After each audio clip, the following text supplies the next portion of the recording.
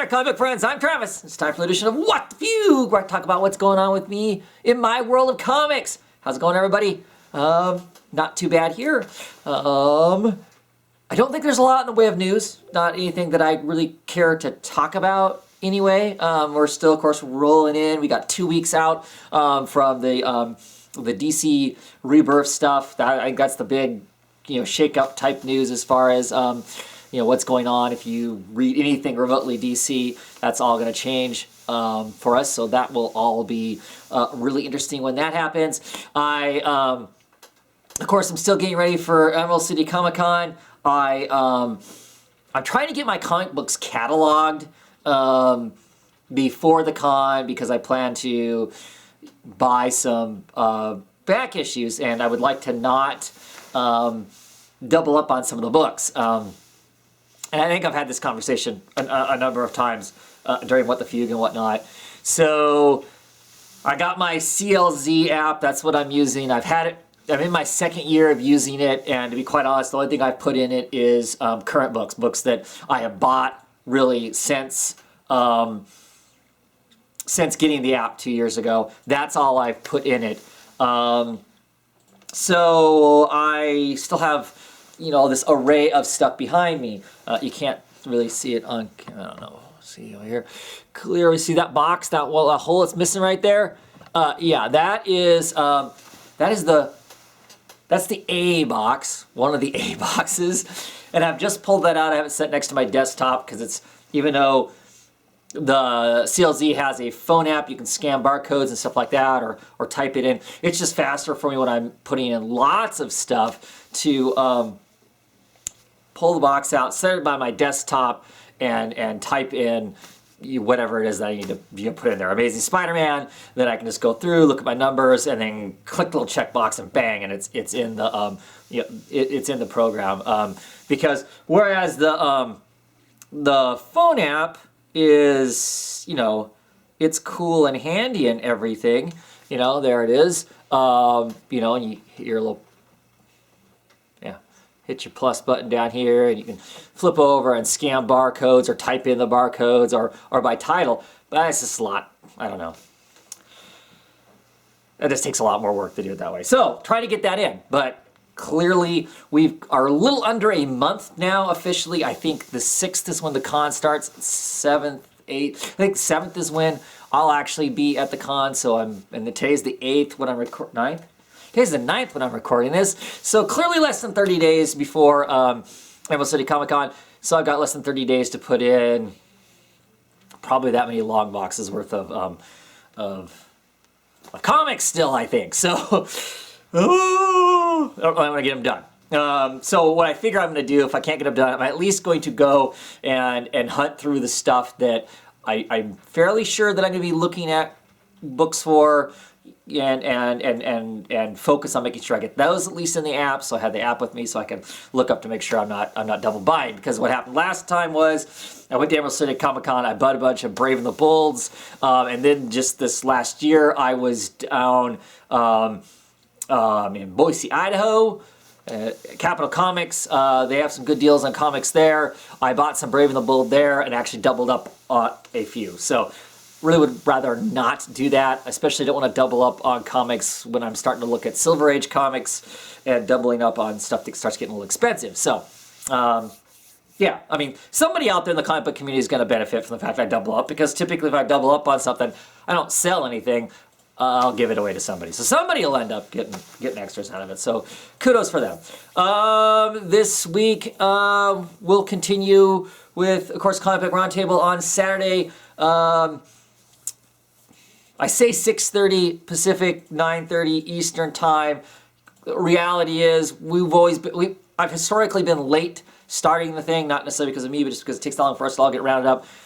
We're probably not going to turn the on switch on to go live until about 45, quarter till, realistically. Might have some new people on this time around, or at least a new person. We'll see how that all works out.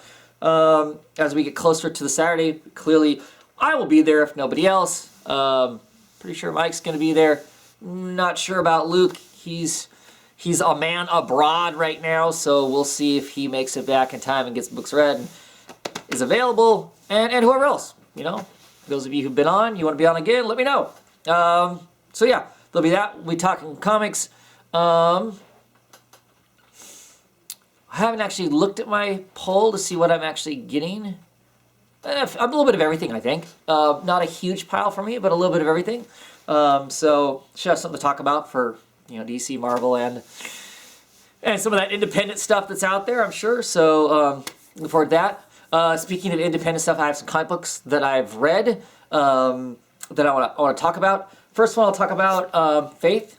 I did find 1 and 2, so I got those, and I've read them. I had a few people ask me, "Hey, you need to get those books and read them and talk about them." So I figured I would, and to be quite honest, I was curious about it anyway, and they were there, so I got them. I will say I really enjoyed the character. She's a great character. She's lots of fun.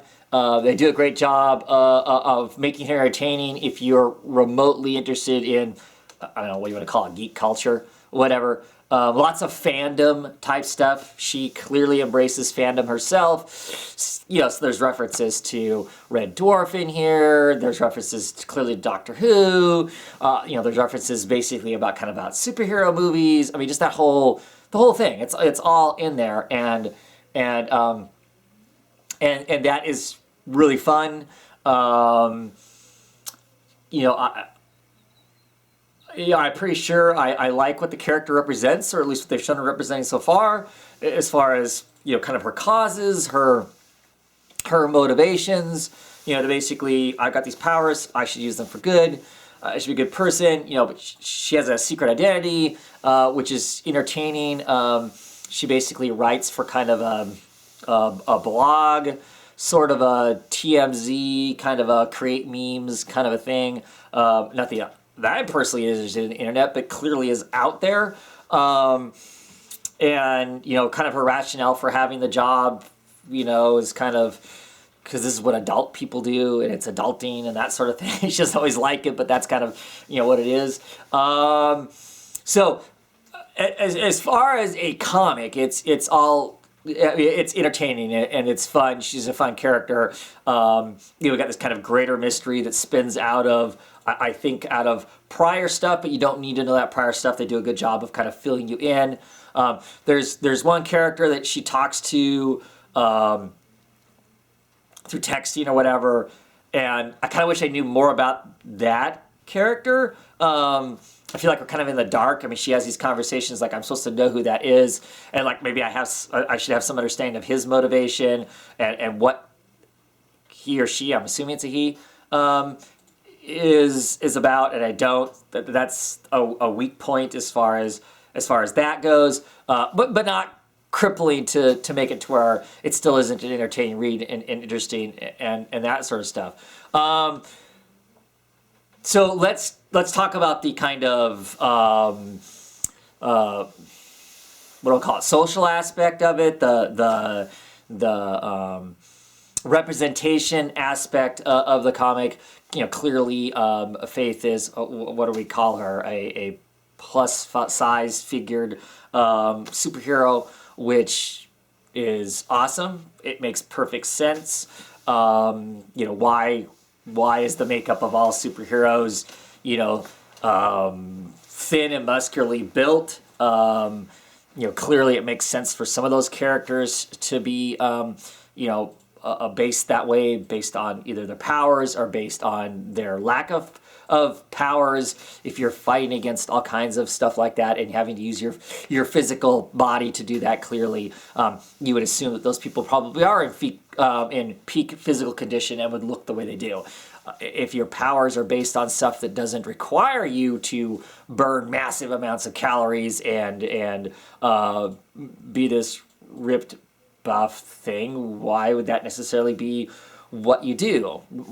Plus all the other reasons, genetics and everything else that are involved in creating different types of body types. So makes perfect sense that she's, you know, potentially the way she is based on what we've seen for her powers. Her powers are all mentally based and whatnot. So clearly she doesn't need to be this, you know, buff supermodel, you know, or Ronda Rousey looking type of a character. And that's cool. I mean, that's cool. Great. We get this hero that shows representation and whatnot. Talking with other people about this, talking with Ethan about it. Ethan likes to talk social things, or at least I'd like to bug him about that type of social stuff. I question, why didn't they take it a step further, though? These two issues, the only two issues that are out right now, there is not a single other character drawn in either one of these books. Go take them if you don't believe me, and you have the books, go look through them. There is not another single person in these books that is not drawn slim and trim. Maybe the one debatable person that maybe isn't slim and trim is in the second issue. She is rescuing some people from some burning buildings, and there is a mother there that's hugging her for having rescued her daughter. You know, she's wearing like a big puffy bathrobe. Maybe she's closer to average build, but even she isn't in my opinion. So if we're embracing the let's get some other body types out there, I mean, this is a step, and I don't want to take that away from it. It's a step moving that, but clearly that's still not the default, though, and it's not the default even for drawing, you know, people in the background. Just, you know, the office. She has these office mates. She has 4 or 5 office mates. They're all slim and trim. Why? You know, why isn't there, you know, some other body types? And I don't know. Part of me, just, you know, to play devil's advocate to some degree, as far as being a rounded, plus-sized, figured female, she's kind of perfect, really. You know, proportionally perfect in a sense. Which, like I said, is, you know, finding one set, it's comic books and whatnot. I'm just kind of looking forward, like everything when it comes to representation, right? Whether it be body shapes or it be race or you know, that sort of stuff. That reach a point where you open up a book, a comic, and you see better representation just as a background scene, you know. And clearly, depending on where you're at, depends on what people are going to look like and whatnot. But it seems to me, at least as far as body types go, it doesn't matter where in the world you are, unless you're someplace where people are starving to death or that sort of thing. It seems to be that you have a larger breadth of different types of body types, especially where these comics, we're talking American comics, and in America, you can certainly go places in America where there aren't necessarily lots of people of different ethnicities and races, but you can't go anywhere in America where there's not large swaths of different types of body types. Big on the bottom, you know, small on the top, apple-shaped people, pear-shaped people, muffin-shaped people. I don't know. It just, you know, looking forward to that. Great book, though. Really enjoyed it. I'm sure, go to the chain store and pick up the other two as they come out to read those. It's a really fun character, and I think it'd be awesome to see, you know, to see her move beyond that. There's a lot about her personality I like. Yeah. I'm curious to see what goes on with it. You know, it's interesting that in the story they don't. A good way and a bad way, I guess. They've chosen not to address that she's you know, well, I guess in 2 they kind of do. In 2 they kind of do, because her ex-boyfriend, the woman he is dating now, is your typical blonde Hollywood type person, and she makes the comment that that he definitely traded up. So take that as it were. But I guess for me, in some ways not addressing it. I don't know. Is that a good thing? I mean, there's two approaches, I guess, and this is fine. Now I'm thinking about it, and I'm talking out loud, because clearly you could have this type of a comic and the body type be part of the story and part of the conversation, and that could be a good thing. That could elevate awareness and written well.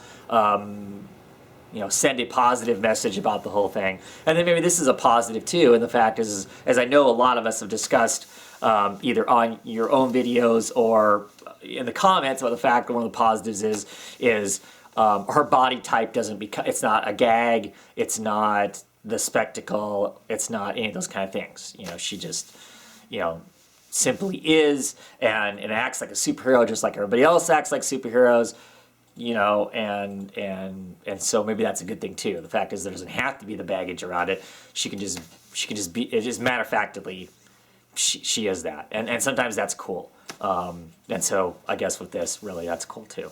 The fact is it's not a conversation. It's conversation amongst us that are commenting on the fact that, ooh, look, here's this different superhero. And the only thing that makes her different from any of the other superheroes is that she's drawn round, as opposed to, rail thin or ripped. So, good stuff. I'm happy I picked it up and whatnot. And the whole, it's sold out. You can't get the first edition, whatever, your second prints. Mine's a first printing. So, and I literally just picked it up at the beginning of the week. So it's not like it hasn't been out there for months. So just as a side note on the whole distribution thing, it's sold out, so it must be doing really great. Some stores sold out, maybe it sold out at the distributor's level, but clearly the people who ordered it in advance probably still have copies sitting around that are first print copies. So there's that. So the other thing I did finish reading is I finished reading The Tourist. This is Brian Wood, Toby Cypress, writer, artist. This was produced 2006 is when this was done, and man, you could tell the difference between these creators in 2006 and these creators now. It was an okay story, relatively simple as a whole. There really wasn't a whole lot to it. There's some, as far as the actual story it goes, there are some really strange jumping points where we'll be in one scene doing one thing, and then it's just like we radically depart from that and move on to something else, and a piece of time has passed in a very unnatural fashion, kind of a thing. And so I didn't care for some of those elements there. I don't see those elements in Brian Wood's work since this that I've read, and I've read quite a bit of his work. So there is that. I think that his writing as a whole has markedly improved as far as that goes. As far as Toby Cypress's art, the stuff that I'm most familiar with his, and the only stuff I actually really own of his, is White Suits. I really love his art style on there. It's basically like jazz on paper as far as his inking style, how fluid he is with angles, with of the cut of people's clothes, clear down to where the cameras are, the view we're getting, the angle we're getting to see the scene at and stuff is all, for me, I think is just really brilliant, really cool stuff. Here, this is 10 years earlier than the stuff that's coming out now. It's much, much more crude. And I say crude just because, like I said, the stuff I'm familiar with reading now, it's not that it is. It's still an extreme style in a sense. It's just much more refined about how he does the style. Whereas here it's not. I don't know. It's just not, to me, it's not that strong of elements. The real style there that makes it his isn't necessarily there. And so a lot of it looks more along the lines of sloppy work. Now, when he's doing inking that is like of buildings, of faraway scenes or scenery, that stuff I think is really well. He has plenty of opportunity in here to like ink oil rigs, and I think the oil rigs look really, the oil rigs themselves look very impressive. Great work there. Actually, this is an excellent panel too, as far as black and white work goes. That's really great. But then this up here is much more simple in design, and so yeah, this was okay. I mean, if you're really interested in these creators' works, pick it up, because that's what I did. I would never tell anybody to run out and buy this, though. That it is, really good stuff, because there is a lot of other stuff I feel like out there that represents both of these creators much better than what this does, and are much more exciting, cool, and interesting, and all of that sort of stuff. So yeah, man, I don't hate it, but I wasn't super excited by it. There's better stuff. Go pick up DMZ if you're interested in reading Brian Wood. Go pick up DMZ. Go pick up Northlanders. Any of those trades, any of the Northlander trades. Doesn't matter which one of those you pick up. Just pick up whatever you want to, because they're small arc stories that aren't attached to each other. The DMZ is clearly, it's 70 issues of a continuous story. I don't think it's kind of a hop on wherever you want to. You really should start it from the beginning. To get a bigger taste of some of his work that I think is really good. Toby Cypress, I think, I know there's something else, and somebody in the comments is going to tell me what it is that I'm missing that I need to pick up of his. But I really liked White Stripes. It's written by Frank Barbary, the guy who writes Five Ghosts, with brilliant artwork by Toby Cypress, just really dynamic, mostly black and white, little splashes of color. The colors are hues of reds and yellows in occasional spots. It's just, like I said, it's jazz with ink on paper. It really is the best way I can describe it. It's just really great stuff. So this was kind of a dip backwards, but clearly looking at when it was produced, basically about 10 years versus, the stuff that's out now, it's progress. And that's interesting in its own sense. But at any rate, I don't have anything else. So thanks for watching. I don't know. I think the next couple days, once again, tell you the truth, I don't even know how anymore. I used to do 4 videos a week. I'm not sure how I fit that stuff in, to tell you the truth. Part of it is I have other hobbies that I'm enjoying, and I want to do those too. So that cuts into a small piece of it, but that's just a small piece of it. So I don't know how I did it before. So I don't know if we're going to see me talk about the rest of my books that I didn't talk about at the Comic Book Roundtable this week with the No Capes and the Monster Comics reviews. I really do kind of want to get back into that. Just haven't figured out how to do it. So we'll see. Anyway, have a great week, everybody, and I hope you're enjoying your comics, and hopefully I'll catch you on the weekend for Comic Book Roundtable. Have a great one.